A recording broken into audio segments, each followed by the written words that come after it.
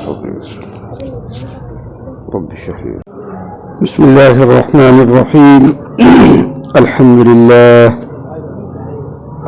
لله نحمده ونستعينه ونؤمن به ونتوكل عليه ونعوذ بالله من شرور أنفسنا ومن سيئات أعمالنا.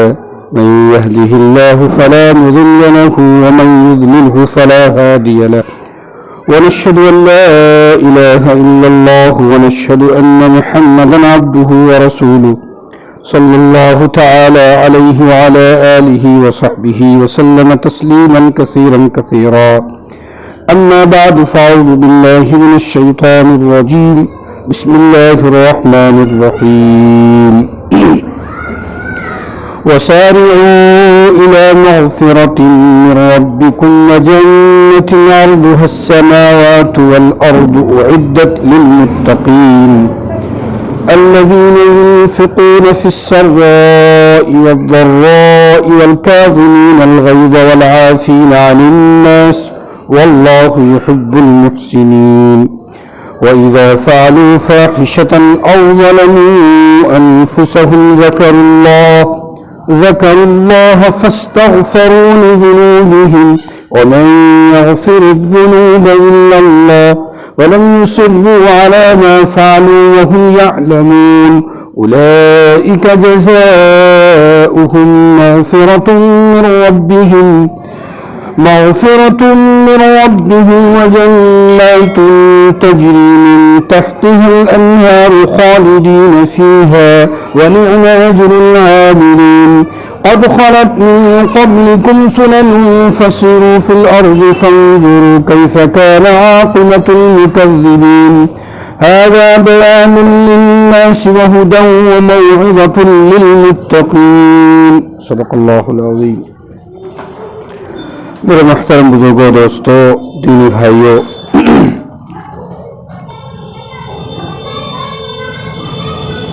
اللہ رب الجلال نے ان آیات کریمہ میں خاص طور پر جن باتوں کو بیان فرمایا ہے، دو باتیں خاص طور سے بیان کی گئیں. ایک تو اللہ تعالیٰ کی طرف سے مغفرت کا وعدہ، اور دوسرے اللہ تعالیٰ سے توبہ بندہ کرے. یہ پورا مضمون کا خلاصہ ہے، مغفرت اور توبہ. اللہ رب الجلال نے ایک آیت اس سے پہلے والے درس میں آئی تھی، اطیعوا اللہ و اطیعوا الرسول، اللہ اور اس کے رسول کی اطاعت کرو تاکہ اللہ تعالیٰ تم پر رحمت کا معاملہ کرے، کرم فرمائے. اطاعت رسول اور اطاعت اللہ، میں نے بتایا تھا کہ دونوں چیزیں لازم اور ملزوم ہیں. اللہ رسول کی اطاعت اللہ ہی کی اطاعت ہے،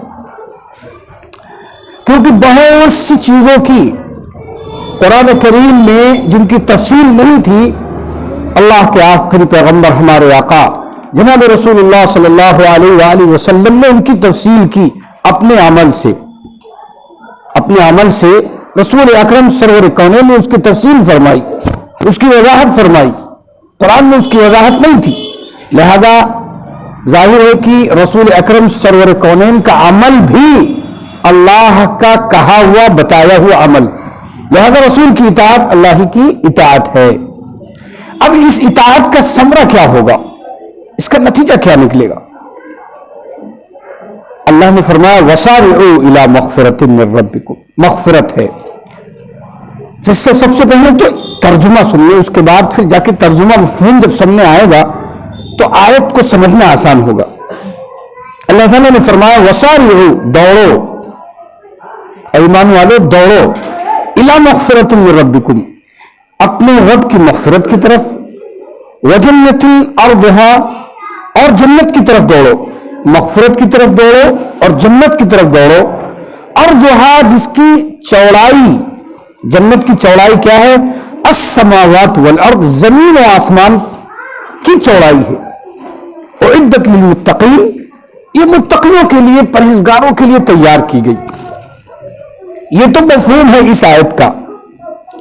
मुफस्सिरीन ने जो बातें लिखी हैं बड़ी अजीब बातें, मैं अगर इसकी वजाहत करने बैठूं तो शायद कि दिन और रात गुजर जाए, कई हफ्ते हो जाएं और उसकी वजाहत ना हो सके, ऐसी जामे आए थे।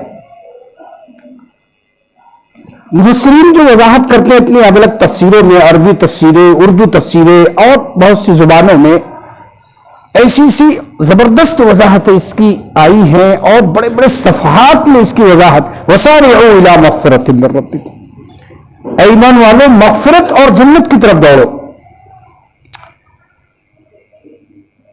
अर्दुहा, जिसकी जन्नत की एक पैमाइश, चौड़ाई बताई गई कि आसमान और जमीन, आसमान कितने हैं?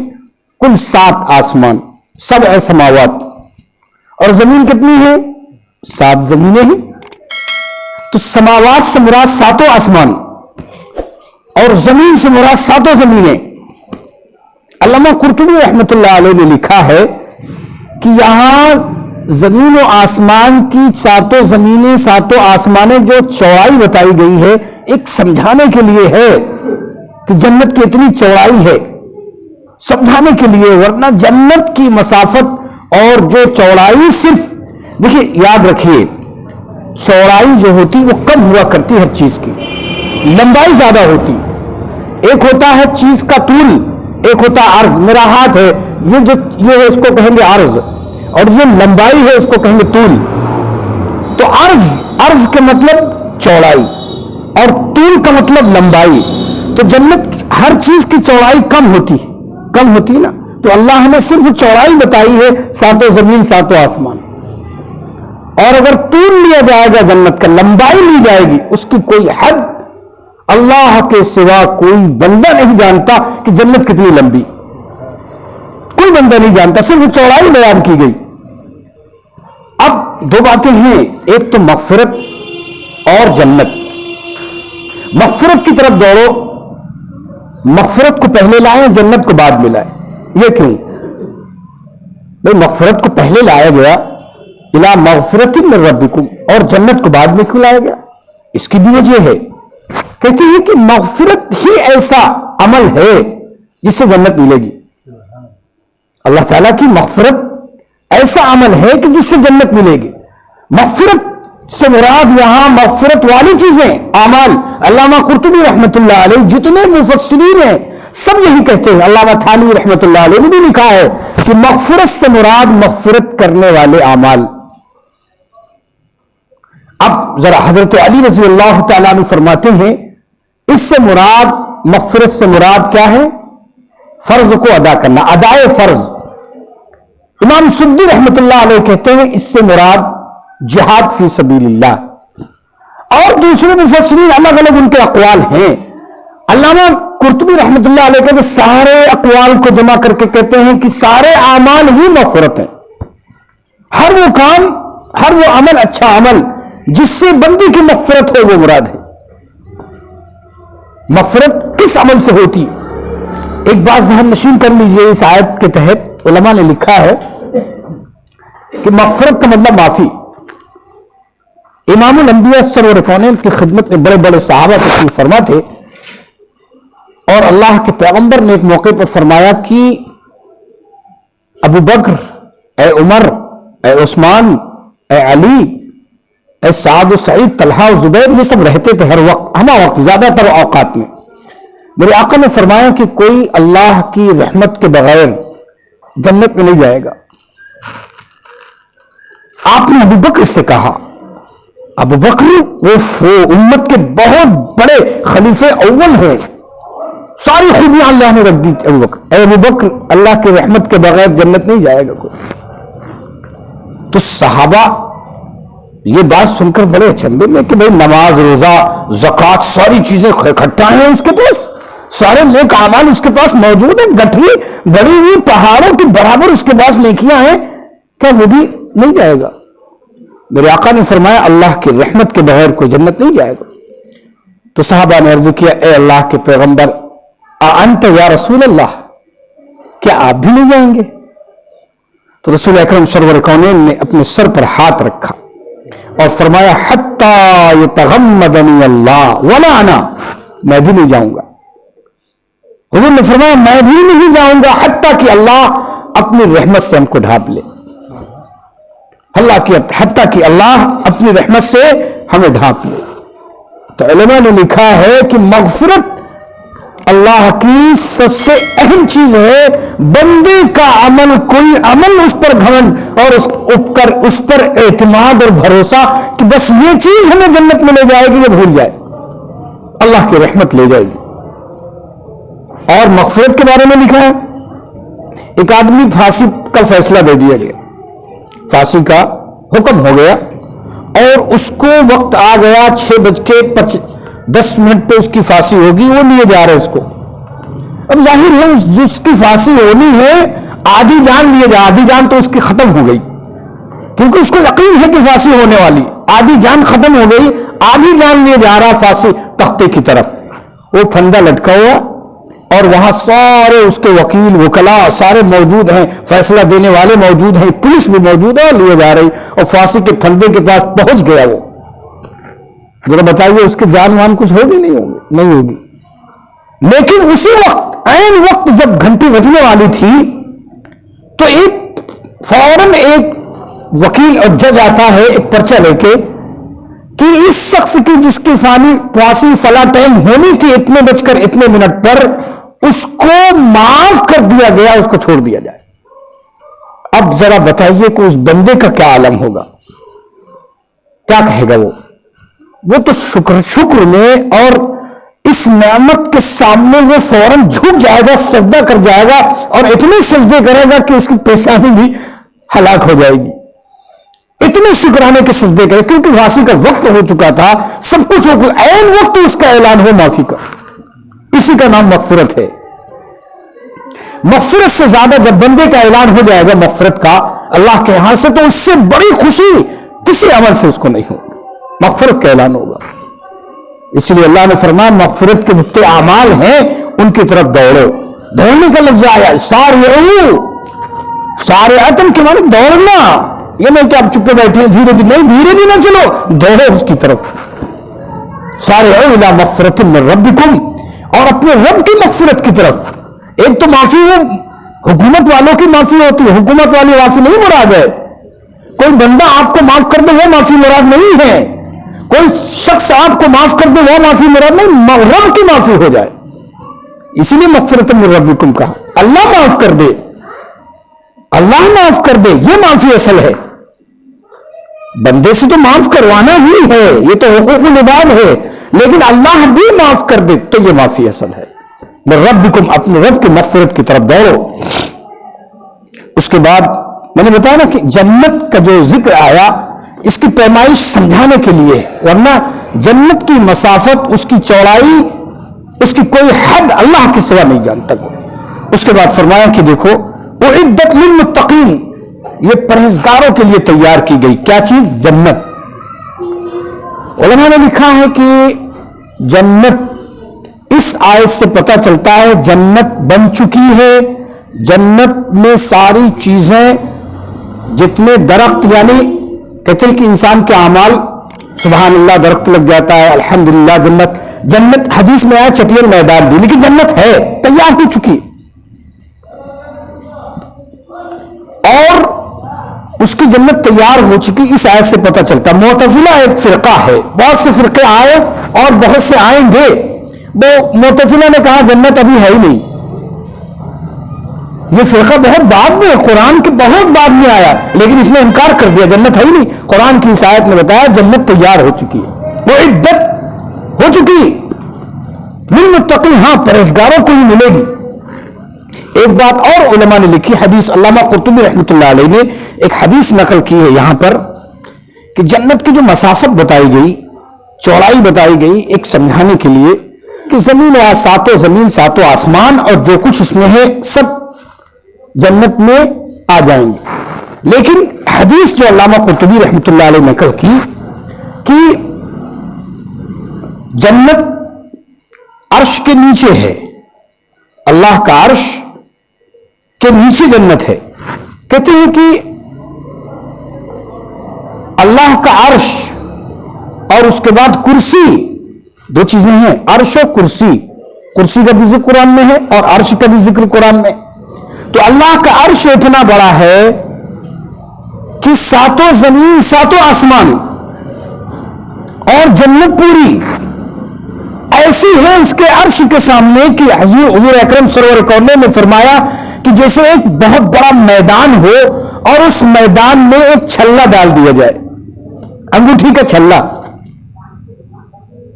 یہ زمین و آسمان, ساتوں زمین ساتوں آسمان اور جنت کو چھلا بنایا جائے اور عرش کے سامنے ڈالا جائے تو عرش اتنا بڑا ہے کہ یہ چھلا بالکل جیسے میدان میں اتنا بڑا چھلا پڑا ہوا, اتنا بڑا عرش ہے. اور پھر کہتے کرسی اس سے بڑی, تو پھر کرسی عرش کے مقابلے میں ایسی ہے کہ جیسے ایک بہت بڑا میدان ہو اور اس میں ایک چھلا ڈال دیا جائے تو عرش کرسی جو ہے اس سے بڑی ہے, عرش سے اتنی بڑی. اللہ اکبر کبیرہ, کوئی حد انسان سوچ نہیں سکتا کہ اللہ رب العالمین کی یہ مخلوقات کتنی بڑی اور عظیم شان ہے. انسان گمان نہیں کر سکتا, سوچ نہیں سکتا اللہ تعالیٰ کی یہ مخلوق, اتنی بڑی مخلوق اللہ کی ہے اور ہم چھوٹی مخلوق میں پریشان ہیں. زمین کے اوپر آسمان کے نیچے رہ رہے اتنا پریشان ہے. اللہ کی اتنی بڑی بڑی مخلوق اس کی اطاعت میں لگی ہوئی, تابعداری میں لگی ہوئی اور ان کو کوئی دقت نہیں. اس کے بعد فرمایا دیکھو الذین ينفقون, اب آگے کچھ جو ہیں صفات اچھے انسانوں کی, اچھے لوگوں کی جو اللہ کے محبوب بندے ہوتے ہیں ان کی کچھ صفات ذکر کی گئی. اور وہ صفات کیا ہیں وہ ذرا سننے کے لائق ہیں. میں بہت مختصر طور پر یہ بتا رہا ہوں کیونکہ یہ آیتیں جو پڑھی ہیں پورا بھی کرنا ہے, وقت بھی ہو جائے گا. تو کچھ اچھے لوگوں کی صفات, کون لوگ جو جنت والے ہیں, جو مغفرت والے ہیں, ان کی کچھ صفات اللہ نے بیان کی. وہ صفات اپنے اندر لانی پڑیں گی. قرآن کا درس کا مطلب یہی ہے, جو محنتیں ہو رہی اس کا مطلب یہی ہے. اس کا مطلب کیا ہے کہ اس کا مطلب یہ تھوڑی نہ بنانا ہے کہ ہماری ایک تنظیم ہو جائے. مطلب ہے اس کا ساری فکروں کا, ساری محنتوں کا کہ ایک بندہ اللہ کا محبوب بندہ جنت والا ہو جائے, یہ جہنم سے نکل کے جنت پہنچ جائے, جہنم سے نکل کے جنت پہنچ. یہ ساری محنتوں کا خلاصہ یہی ہے, ساری محنتیں جو چل رہی. ہاں پارٹی بنانا مقصود نہیں ہے, ساری محنتوں کا خلاصہ یہ ہے. وہ مؤذن بھی جو اذان دے رہا اس کا مطلب کیا ہے؟ بھائی ہمارے سب تابع ہو, ہم سب سے بڑے ہیں, نہیں. اس کا مطلب یہی ہے کہ اللہ میری آواز سن کر, اللہ کی پکار کو سن کر آئے بندہ, وہ سدھر جائے گا, اس کا ثواب اس کو ملے گا. وہ داعی ہے, بلا رہا ہے اس کو, اس کی بلا پہ آئے گا تو اس کا تو مقام معاملہ ہو گیا, کام ہو گیا, اس کا تو کام ہو گیا. تو یہی ساری چیزوں کا مقصد, سارے خلاصہ جتنی محنتیں ہو رہی, مقصد ہے ایک بندہ اللہ کا جہنم سے نکل کر جنت پہنچ جائے. اللہ جنت والوں کی کچھ صفات بیان کرتا ہے. یہ وہ لوگ ہیں ينفقون فی السراء والضراء, یہ اللہ کے محبوب بندے خرچ کرتے ہیں فی السراء, خوشی میں, یعنی ان کے پاس جب مال ہوتا ہے تو خرچ کرتے, جیب بھری ہے, گھر میں بھرا پڑا ہے, خوب خرچ کرتے. والضراء, اور کچھ بندے ایسے بھی ہیں کہ جن کے پاس نہیں ہے جیب میں کچھ, غریب ہیں تب بھی خرچ کرتے, مصیبت میں بھی خرچ کرتے, تنگی میں خرچ کرتے اور خوشحالی میں, دونوں میں خرچ کرتے ہیں. یہ اللہ کے محبوب بندے, ان کی صفات میں سے یہی ہے کہ تنگی میں تب بھی خرچ. رسول اکرم سرور کونین نے اعلان کیا چندے کا, بھائی اس کا کام کرو, یہ غریب آئے ہیں لوگ, ان کی مدد کرو. صدقے کا آپ نے کہا تو صحابہ کی صفات سنائے آپ کو, سنیے. صحابہ کے اندر یہ صفتیں تھیں کہ صحابہ جس کے پاس سونا تھا سونا لے کے چلا آیا, چاندی تھا چاندی لے کے چلا آیا. ایک صحابی کھجور کی چھلکے لائے, اے اللہ کے پیغمبر یہی قبول کر لیجئے میرے پاس سے ہی. چھلکے, کھجور کے چھلکے کچھ میٹھے ہوتے ہیں, وہ اوپر کا چھلکا کہا یہی حضور نے قبول کر لیا اور اس کو تقسیم کر دیا.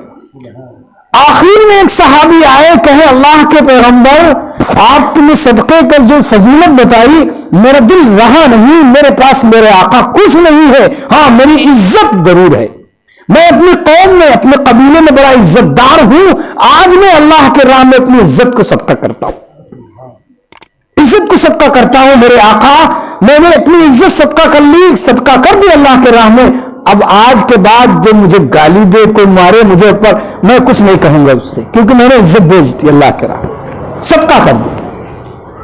یہ صحابہ کے کا جذبہ انفاق تھا، تو اللہ کے راستے میں یہ خرچ کرتے ہیں، مصیبت میں بھی یعنی تنگی میں بھی اور آسانی میں بھی، خوشحالی میں بھی۔ ایک صفت، اس کے بعد والکاظمین الغیظ، اور غصے کو پی جاتے۔ یہ بھی صفت دیکھیے بڑی اہم صفت ہے، یہ غصے کو پی جاتے۔ اب جو لوگ سو رہے ہیں وہ کہاں غصے کو پیئیں گے، وہ سنیں گے نہیں، کچھ لوگوں کو نیند آ رہی بھائی، تو یہ سن لو، نیند کو غائب کرو، یہ بہت اہم باتیں، یہ زندگی کا سرمایہ ہیں، اس کو اتار لو اپنے اندر۔ قرآن کی یہ نصیحت ہے، اور قرآن سے بڑی کوئی نصیحت ہے ہی نہیں دنیا میں، اس سے بڑی کوئی نصیحت نہیں، اور اس سے جو اس چراغ میں روشنی ملی وہ کبھی روشنی بجھنے والی نہیں۔ سب سے پہلی دعوت اللہ قرآن، سب سے پہلی سیدھی دعوت کی قرآن ہے، یہ راستہ بتائے گا۔ ساری امت مسلمہ چل رہی ہے ہاں قرآن کے راستے پر، ہر مرکز، ہمارا نظام الدین ہو، مرکز ہو، دارالعلوم دیوبند ہو، مکاتب ہو، مدارس ہو، خانقاہ، سب کا مقصد ہے دعوت اللہ۔ چلو بھائی اللہ کے نکلو، فکر کرو، دوڑو اللہ کے راستے میں، مغفرت کی طرف دوڑ جاؤ، بس جو ملے کرتے چلے جاؤ، بیٹھے نہیں۔ تو فرمایا کہ یہ صفت پیدا کرو، والکاظمین، غصے کو پی جاؤ۔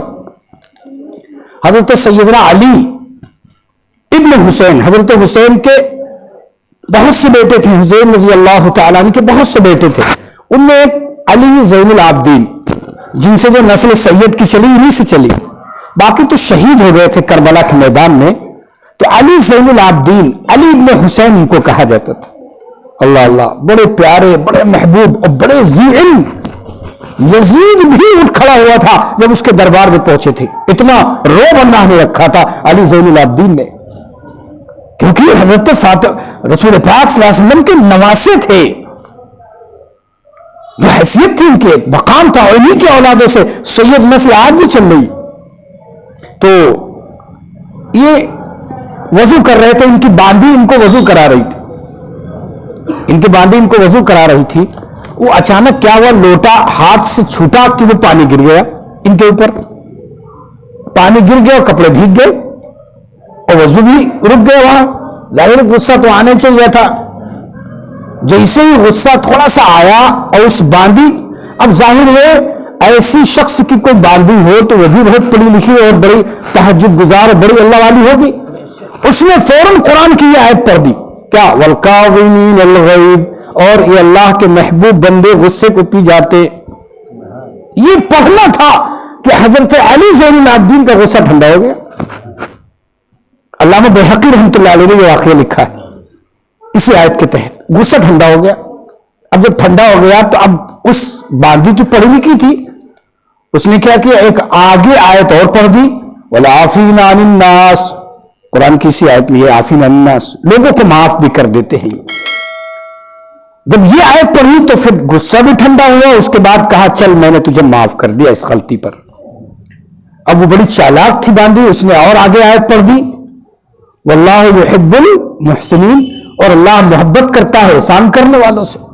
سمجھ گئے کہ کچھ چاہتی، کہا جا میں نے تجھے آزاد کر دیا، یہی وہ چاہتی تھی، وہ آیت پڑھ دی۔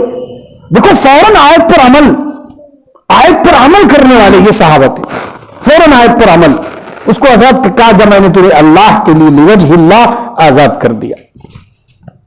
دیکھو غصے کو، یہ آپ علیہ الصلوۃ والسلام نے ایک موقع پر ارشاد فرمایا صحابہ سے، لیس الشدید بسرعۃ،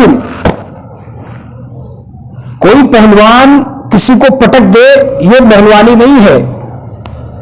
آپ نے فرمایا لیس الشدید بسرعۃ، کوئی پہلوان کسی کو پٹک دے کھاڑے میں ہی پہلوانی تھوڑی نہ ہے، بہادر اس کو نہیں کہیں گے، پہلوان اس کو نہیں کہیں گے۔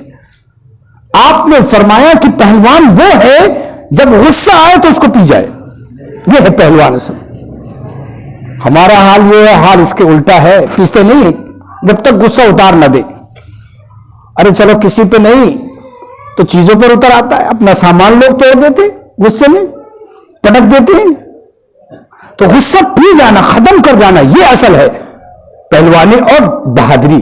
میرے آقا نے فرمایا، جیسے کہ فوراً آیت سنی حضرت عمر رضی اللہ تعالیٰ نے، کہ یہی واقعہ، آیت سنی اور غصہ بالکل ٹھنڈا، آیت سنی غصہ ٹھنڈا ہو گیا. اس کے بعد اسے بہت سے واقعات ہیں، والکاظمین الغیظ، کہ وہ غصے کو پی جاتے ہیں، ختم کر لے جاتے ہیں جیسے غصہ آتا ہے. اور اسی طرح کہتے ہیں کہ ایک واقعہ مشہور ہے، والعافین عن الناس، لوگوں کو معاف کر دیتے، اس پر واقعہ لوگوں کو معاف بھی کر دیتے ہیں. کہتے ہیں کہ حدیث پاک میں آیا ہے کہ کل قیامت کے دن میرے آقا نے فرمایا، علامہ قرطبی رحمۃ اللہ علیہ نے یہ حدیث بیان کی اپنی کتاب میں تفسیر قرطبی میں. رسول اکرم صلی اللہ علیہ وسلم کونین نے فرمایا، انس رضی اللہ عنہ راوی ہیں، کہ قیامت کے دن اعلان ہوگا کہ کان یوم القیامت منادی ینادی، ایک آواز لگانے والا آواز لگائے گا کہ کہاں ہیں وہ لوگ جو اللہ پر جن کا اجر ہے، اللہ کے ذمے جن کا اجر ہے دینا، وہ کہاں ہیں لوگ؟ یہ اعلان کرے گا تو کہیں گے یقوم العافون عن الناس، وہ لوگ کھڑے ہو جائیں گے جو لوگوں کو معاف کر دیا کرتے تھے. وہ لوگ کھڑے ہو جائیں گے جو لوگوں کو معاف کر دیتے تھے. تو پھر کہا جائے گا کہ یدخل الجنت بغیر حساب، وہ جنت میں بغیر حساب و کتاب کے داخل ہو جائیں. اللہ اکبر، کتنا بڑا ثواب، کتنا بڑا ثواب کہ جنت میں بغیر حساب کتاب کے وہ لوگ داخل ہوں گے جو لوگوں کو معاف کر دیتے. آپ نے علیہ الصلوۃ والسلام نے اپنی زندگی میں کوئی انتقام ہی نہیں لیا، اپنے لیے کوئی انتقام کسی سے بدلہ نہیں لیا، معاف کر دیا. آپ نے بڑے بڑے لوگوں کو معاف، وحشی کو معاف کیا، ہندو کو معاف کیا، اور کتنے بتاؤں آپ کو کیسے. ابو سفیان رضی اللہ عنہ جو ہر وقت برسر پیکار حضور کے مقابلے میں کتنے 8 سال تک، 8 سال سے زیادہ، یہ کہہ لیجئے کہ 40 سال پہ نبوت ملی، 13 سال مکے کے، 13 سال مکے کے، اور اس کے بعد مدینے کے کتنے 10 سال، تو 10 سال میں سے 8 میں مکہ فتح ہوا، 8 سال، تو 13 8 کتنے ہیں؟ 21 سال یہ مقابلے میں رہے حضرت ابو سفیان، فتح مکہ میں ہی مان لائے. 13 سال کے بعد، اتنی جھیلنے کے بعد حضور چاہتے تو فوراً اعلان ہوتا، کیا ہوتا کہ بھائی چلو ابو سفیان کو کہیں نہ چھوڑا جائے، ان کو تو ختم ہی، کیونکہ بہت انہوں نے اپنی سرداری میں اسلام کو بہت نقصان پہنچایا، بہت جو ہے مسلمان ان سے پریشان ہوئے اور ان کو اذیت دی ہے، ان کو تو ختم ہی کر دیا جائے. لیکن نہیں، فتح مکہ کے دن ایک بڑا عجیب واقعہ. فتح مکہ کے دن سب سے زیادہ ڈر کس کو تھا؟ اپنے قیمہ بنا دینے کا ابو سفیان تھے. سب سے زیادہ ڈر ان کو تھا کہ آج تو قیمہ ہمارا بننا ہے، آج تو قیمہ ہو جائے گا ہمارا. سب سے زیادہ ڈر ان کو تھا. تو کہتے ہیں کہ یہ جو ہیں اب حضرت عباس حضور کے چچا، یہ ان کے دوست تھے، ابو سفیان رضی اللہ عنہ دوست تھے.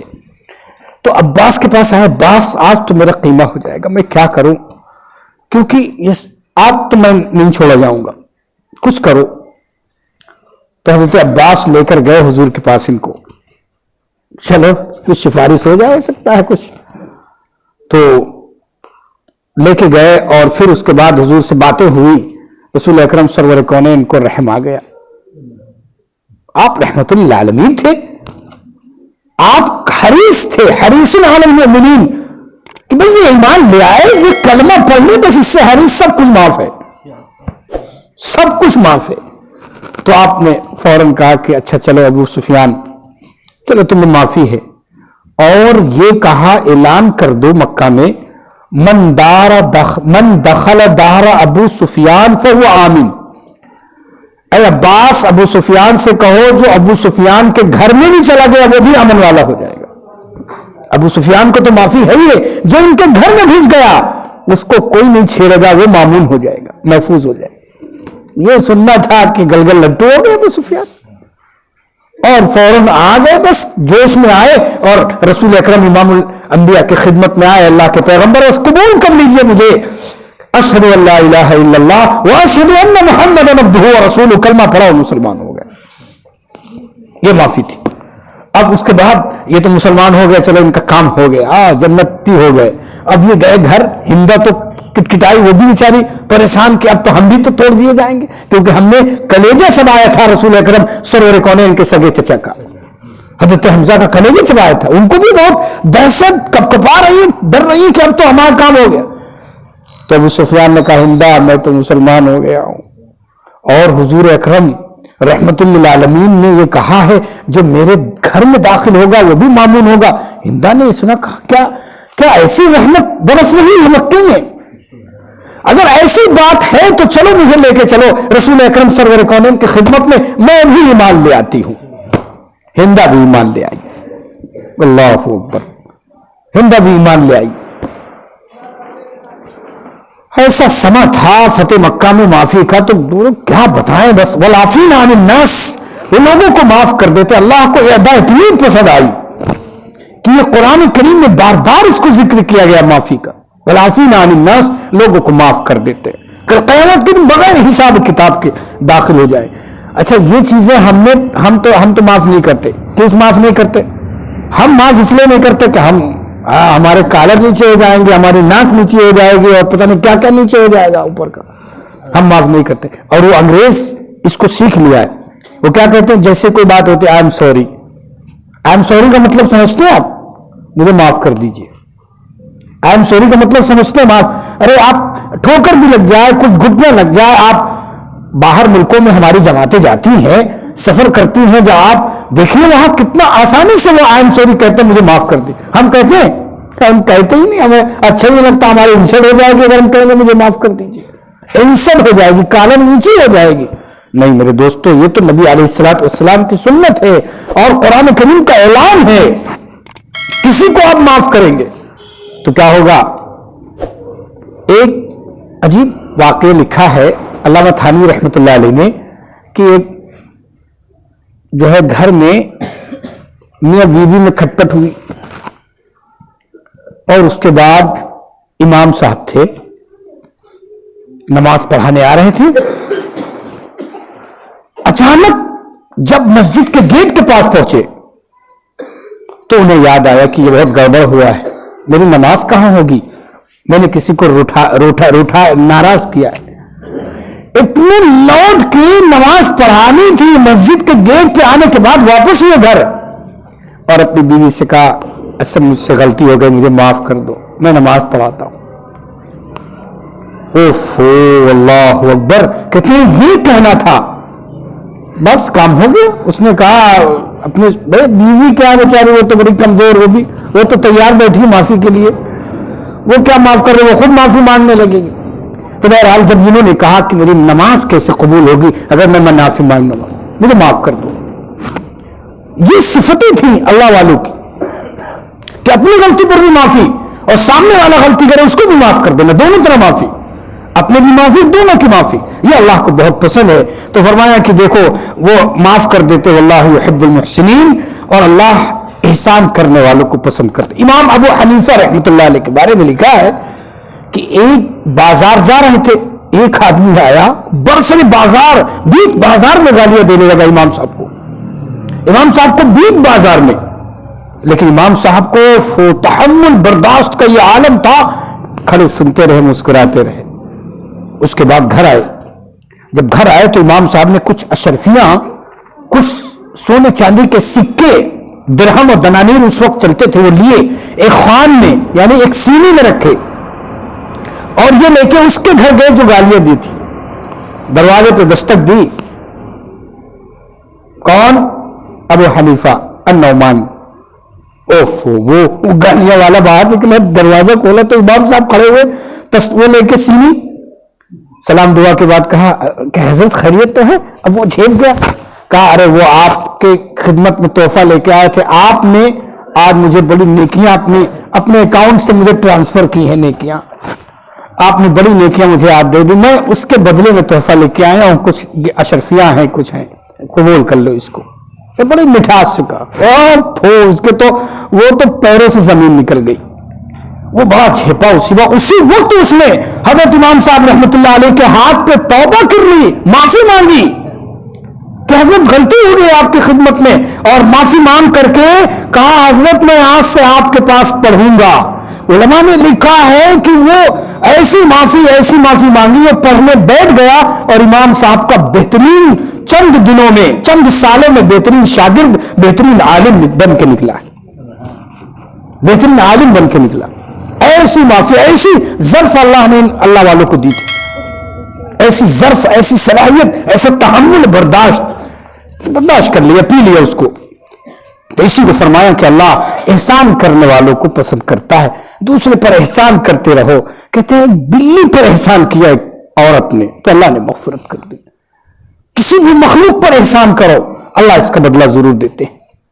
اور چھو جائے کہ ماں باپ پر احسان، بھائی بہنوں پر احسان، پڑوسیوں پر احسان، اور انسانوں پر احسان کرو، سختی نہیں کسی کے ساتھ، برداشت، اور اس کا اچھا معاملہ کرنے کی کوشش کرو۔ اللہ نے فرمایا وَإِذَا فَعَلُوا فَاحِشَةً، جب ان نیک بندوں سے، یہ تو صفت ہے، جب ایک نیک بندوں سے کوئی بری بات ہو جاتی ہے تو فوراً یہ ظلم کر بیٹھتے ہیں اپنے اوپر، تو اللہ کا ذکر کرنے لگتے، کوئی گناہ ہو جاتا فوراً اللہ توبہ، اللہ توبہ۔ اس لیے حدیث میں آیا کہ جس سے کوئی گناہ ہوا اور وہ آیا مسجد یا گھر میں وضو کیا، اور وضو کرنے کے بعد اس نے 2 رکعت نماز پڑھی نفل اور توبہ کر لی، تو اللہ اسی وقت معاف کر دیتا ہے۔ وہ شاید جتنا بڑا گناہ ہو اللہ اسی وقت معاف کر دیتا ہے، حدیث میں آیا۔ تو کہتے ہیں کہ جس نے اپنے پر ظلم کیا، توبہ کی، فوراً اللہ کا ذکر کرنے لگا، فاستغفر اللہ فاستغفروا لذنوبہم، اور اپنے گناہوں کی معافی مانگنے لگا، ومن یغفر الذنوب الا اللہ، اور اللہ کے سوا کون معاف کرے گا؟ کوئی ہے؟ اللہ کے سوا کوئی معاف کرنے والا نہیں گناہوں کا۔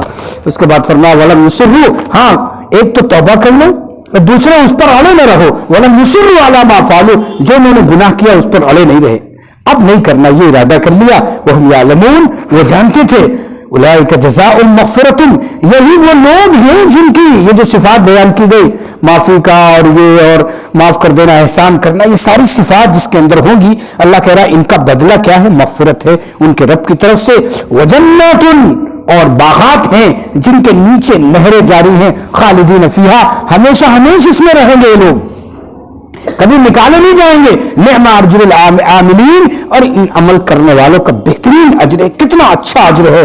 قد خلت من قبلکم سنن، اللہ فرما رہا ہو چکے ہیں تم سے پہلے بہت سے لوگ، بہت سے واقعات دنیا میں، اگر تمہیں یقین نہیں ہے تو جا کر گھومو دنیا میں، فسیروا فی الارض، دنیا میں گھومو، قوم لوط کی بستیاں دیکھو اور دوسری بستیاں دیکھو، وہاں کیسے کیسے ہلاکت کے واقعات ہوئے ہیں، فانظروا کیف کان عاقبۃ المکذبین، اور غور کرو کہ اللہ تعالیٰ جھٹلانے والوں کا کیا انجام ہوا ہے۔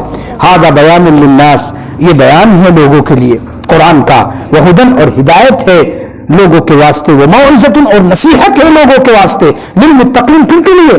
متقین کے لیے، پرہیزگاروں کے لیے ساری نصیحت ہے، جو نہ مانے اس کی کیا نصیحت۔ اللہ تعالیٰ ہمیں قرآن کریم پر عمل کرنے کی توفیق نصیب ہے، جو سنا ہے اللہ اپنے اندر وہ لانے کی توفیق، وہ صفات پیدا کرنے کی توفیق عطا فرمائے، اور اللہ تعالیٰ دین کی خدمات، دین کی محنتوں کو اخلاص کے ساتھ اللہ قبول فرمائے، اور مزید اللہ اس ملک کو ترقی عطا فرمائے، اور اللہ تعالیٰ اس کام کو ترقی عطا فرمائے، جو بھی جہاں میں ہوتے جیسے ہو رہی اللہ اس کو قبول فرمائے، متفق و متحد ہو کر کام کرتے رہیں، جٹ ہو کر، اور اسی میں خیر اور بھلائی اللہ کی طرف سے برکتیں، اللہ ہم سب کو عمل کی توفیق نصیب فرما، دعا فرمائے۔ الحمدللہ رب العالمین، یا اول الاولین، یا آخر الاخرین، یا ذا القوة المتین، یا ارحم الراحمین، اے میرے مالک، میرے آقا، میرے پروردگار، ساری خوبیاں تیرے لیے ہیں، ساری تعریفیں تیرے ہی لائق ہیں، اے اللہ ہم سب کو معاف فرما دے، پوری امت کو معاف فرما دے، اے اللہ نفس و شیطان کے دھوکوں سے ہم سب کی پوری امت کی حفاظت فرما، یا حی یا قیوم، اللہم صلی وسلم علی سیدنا و نبینا مولانا محمد وعلی آلہ وصحبہ اجمعین، اے اللہ پوری امت کو معاف فرما دے، یا اللہ، اے اللہ جو بیمار ہیں ان کو شفا عطا فرما، صحت عطا فرما، اے اللہ جو پریشان حال ہیں ان کی پریشانیوں کو دور فرما، جو محنتیں ہو رہی ہیں، جو قربانیاں جس لین سے بھی دی جا رہی ہیں، دین کی خدمات کی دعوت کے لین سے، اے اللہ مکاتب و مدارس کے لین سے، علماء جس طرح بھی جو محنتیں کر رہے ہیں سب کو قبول فرما لیجیے، اے اللہ ان کی قربانیوں کو قبول فرما کر خیر کے فیصلے فرما لیجیے، اے اللہ اس زمین کو اپنی ہدایت کے لیے قبول فرما، ایمان کے لیے قبول فرما. اے اللہ پورے عالم اسلام کو یا اللہ قبول فرما لے ہدایت کے لیے. اے اللہ پوری امت کو ہدایت کے لیے قبول فرما لے, ہدایت کے فیصلے فرما دے. اے اللہ تمام برے حالات سے اور بری تمام چیزوں سے ہم سب کی پوری امت کی حفاظت فرما. اے اللہ نیکیوں سے محبت اور برائیوں سے نفرت عطا فرما دے.